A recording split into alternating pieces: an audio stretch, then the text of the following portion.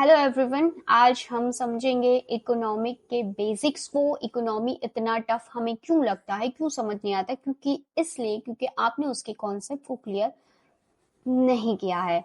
Economy को रट्टा मारोगे तो इकोनॉमी कभी समझ नहीं आएगी। Economy is just like a maths, so you have to understand its concept और उसको एकदम जीरो और बेसिक लेवल से समझेंगे कि छोटा बच्चा भी उसको समझ ले। ठीक है, तो सबसे पहले हम समझेंगे इकोनॉमी क्या होती है। देखो, इकोनॉमी की बात करें तो इकोनॉमी कोई पैसा या इनकम नहीं है। तो इकोनॉमी है क्या? इकोनॉमी एक सिस्टम है। जैसे हर घर के अंदर अपनी एक अर्थव्यवस्था होती है। जैसे किसी की इनकम 10,000 है, अब उसको 10,000 के अंदर ही अपने घर का रेंट भी भरना है, सेविंग भी करनी है, बच्चों की फीस भी भरनी है, राशन खरीदना है, बहुत कुछ करना है। तो वो 10,000 के अंदर अपना घर कैसे चलाता है, वो जो एडजस्टमेंट करता है, कौन कौन सी चीजें, कौन कौन सी इच्छाएं उसकी त्याग देता है और किसको वो प्रायोरिटी देता है, किसकी वो चॉइस करता है, वो जो पूरी सिस्टम बन के आती है वो ही होती है इकोनॉमी। जिस तरीके से एक घर के अंदर आपके 10,000 से आपका घर चलता है, वैसे ही पूरे देश के अंदर भी इस तरीके से हमारा देश चलता है, लिमिटेड रिसोर्सेस के साथ। ठीक है, तो ये जो सिस्टम है ना, उस सिस्टम को इकोनॉमी बोला जाता है। फिर नेक्स्ट हमारे पास आता है स्कैरसिटी। स्कैरसिटी मतलब कि कमी होना। जैसे हमारे देश के अंदर बहुत सारी जनता है, बहुत सारे लोग हैं, लेकिन उनके रहने के लिए इतने सारे घर नहीं है, जमीन नहीं है, लैंड की कमी है। आपकी बहुत सारी इच्छाएं हैं लेकिन आपके पास पैसे नहीं है। आप बहुत कुछ करना चाहते हो यूपीएससी में, ठीक है, जैसे आज आपका टाइम टेबल बनाना है, आपको आज के आज ही दिन आपको ऑप्शनल भी करना है, आपको एमसीक्यू भी करना है, आपको जीएस भी कंप्लीट करना है, आपको मैथ्स भी करना है, आपको ये भी करना है, आपको करंट अफेयर भी करना है, आपको वो भी करना है, आपको घूमने भी जाना है, आपको इतना कुछ करना है कि 24 घंटे भी कम पड़ जाते हैं और आपके पास सिर्फ 6 घंटे हैं। समय की कमी। अब उस 6 घंटे के लिए आप अपनी कौन कौन सी इच्छाओं को त्यागते हो और कौन कौन सी चीजें उस 6 घंटे में यूटिलाइज करते हो, ये जो आपने एडजस्टमेंट किया वही होती है इकोनॉमी। तो ये जो स्कार्सिटी है ना, कि हमारे पास हर चीज की कमी होती है, ठीक है, तो हमें चॉइस करना पड़ता है कि हमें क्या त्यागना है और क्या यूटिलाइज करना है। और रियल लाइफ में जैसे हम देखें कि गवर्नमेंट जो होती है, गवर्नमेंट के पास लिमिटेड ही पैसा होता है, तो उस पैसों से गवर्नमेंट को डिसाइड करना है कि वो पैसों से वो रोड बनाए या फिर हॉस्पिटल, उससे वो स्कूल को सुधारे या उसे डिफेंस में खर्च करे। तो इस तरीके का डिसीजन जो होता है वो इकोनॉमिक सिस्टम का पार्ट होता है। तो इकोनॉमी क्या हो गई? एक सिस्टम हो गई। अब बात आती है इकोनॉमी और इकोनॉमिक्स क्या होती है।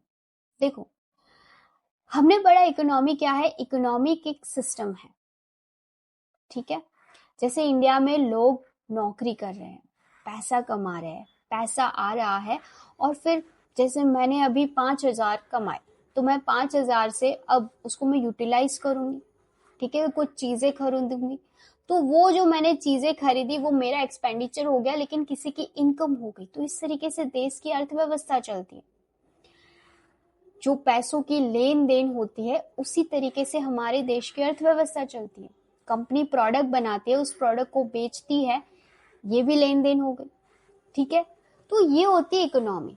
लेकिन इकोनॉमिक्स क्या होती है? इकोनॉमिक्स, उस सिस्टम को हमें समझना भी तो पड़ेगा। उस सिस्टम को, जैसे आप 10,000 के अंदर आप इनकम कमा रहे हो, तो आपको 10,000 में से कुछ पैसा रेंट पे देना है, कुछ पैसा यहाँ खर्च करना है, कुछ पैसा वहां कुछ सेविंग करना है। तो आपको पूरा बजट भी तो बनाना पड़ेगा ना।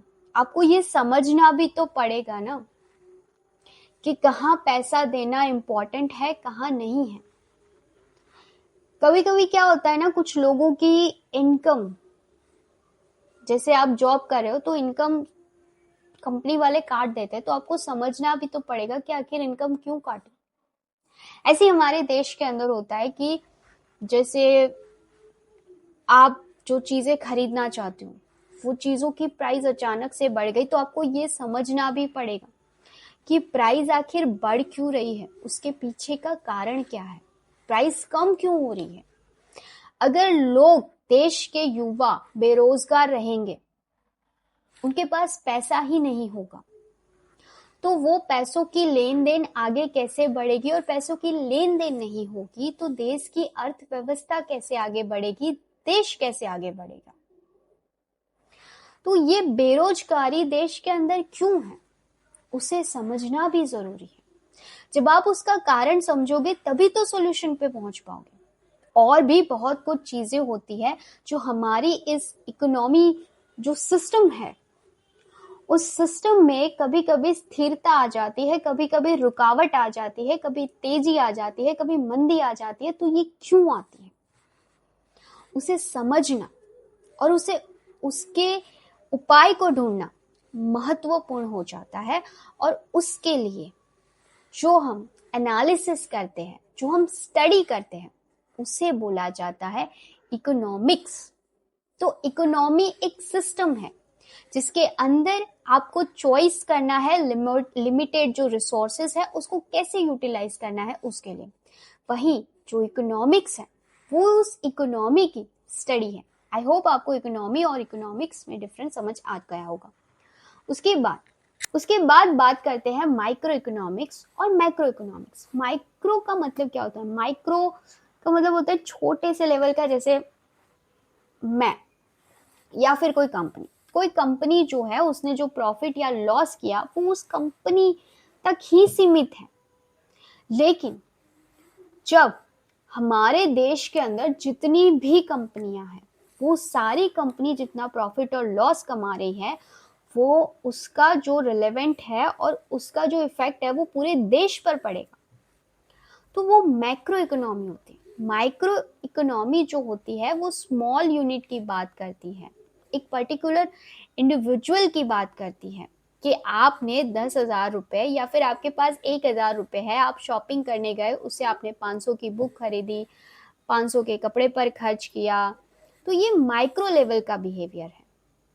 लेकिन जब आप पूरे देश की ओवरऑल चीजें देखते हो तो वो मैक्रो हो गया। और उसी मैक्रो के अंदर हम देखेंगे कि बेरोजगारी,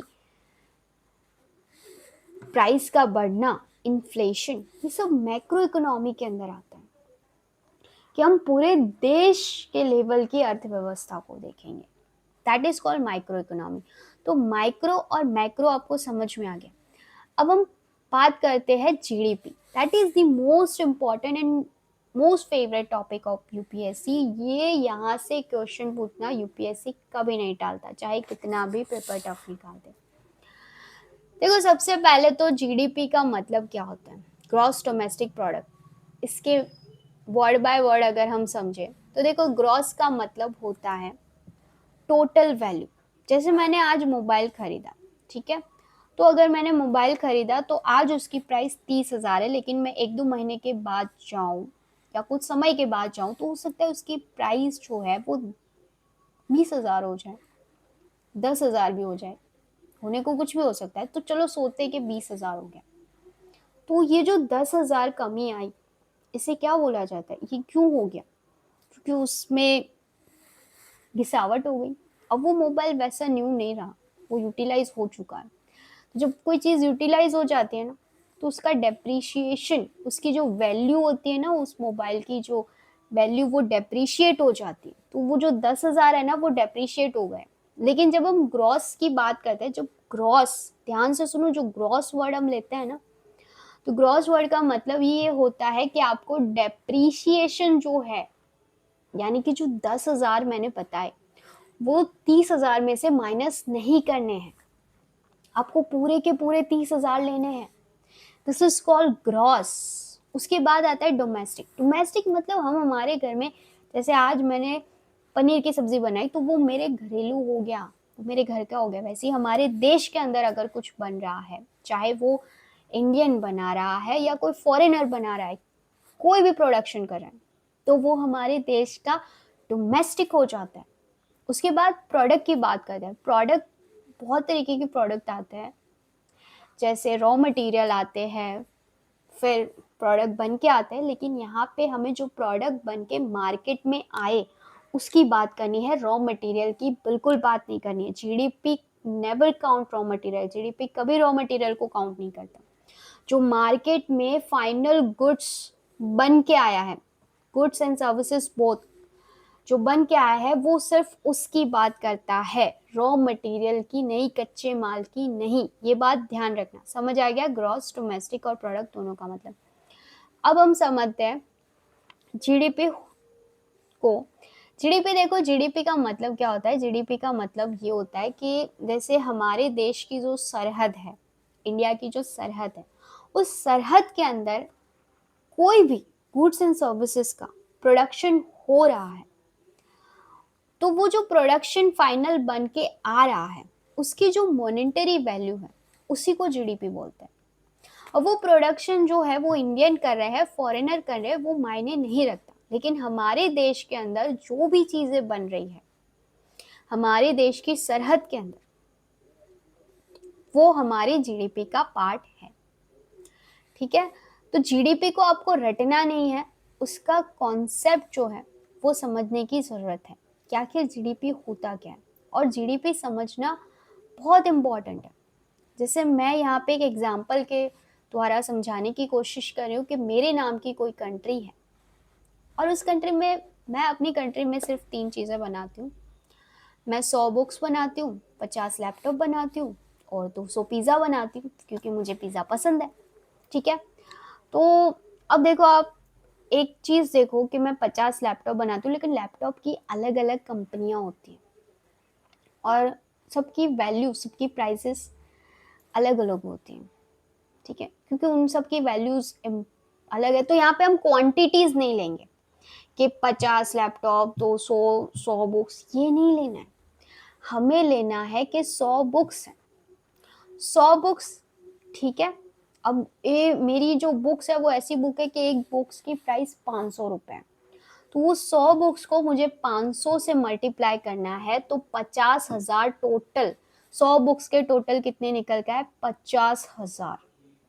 उसके बाद 50 लैपटॉप है, उसकी प्राइस 50,000 है, तो ये उसका मल्टीप्लाई करके जो प्राइस है वो, फिर 200 पीस है, उसका 300, तो जो प्राइस है वो। अब ये जो टोटल प्राइस आपकी निकल के आई, वो जो टोटल, और वो भी आपको मार्केट के अंदर जो प्राइस है वो लेनी है, होलसेल प्राइस नहीं लेनी है। तो जो टोटल मार्केट वैल्यू आपकी निकल के आई, वही मार्केट वैल्यू जो है वो कहलाती है आपकी जीडीपी। यहाँ पे एग्जांपल के अंदर जो 26,10,000 है, ये है आपकी जीडीपी, ये है मेरी कंट्री की GDP. So this is called GDP. I hope you understand this well by the example. Okay? फिर वही है कि ग्रॉस डोमेस्टिक, और उसका मतलब क्या है? तो जीडीपी का मतलब क्या होता है? GDP is the monetary value of all final goods and services produced with in the domestic territory of a country during a given period of time. मतलब कि 2026 दिया गया है, तो 2026 के अंदर, गिवन पीरियड ऑफ टाइम 2026 दिया गया, उस 2026 के अंदर हमारे देश के अंदर जो फाइनल गुड्स भी और सर्विस भी जो बन के आ रही है, उनकी जो मॉनेटरी वैल्यू है, उसको बोला जाता है जीडीपी। ओके? सो बाकी का जो भी है वो हम नेक्स्ट लेक्चर में समझेंगे और पढ़ेंगे। अभी के लिए बस इतना ही। इसको रिवाइज करो और इसको समझो। So this is my first lectures. I hope you understand all this. Okay? So अगर कुछ भी समझ ना आए तो बताना ज़रूर, और कुछ गलती हो तो बताना। Okay? So best of luck, God bless you and जय हिंद।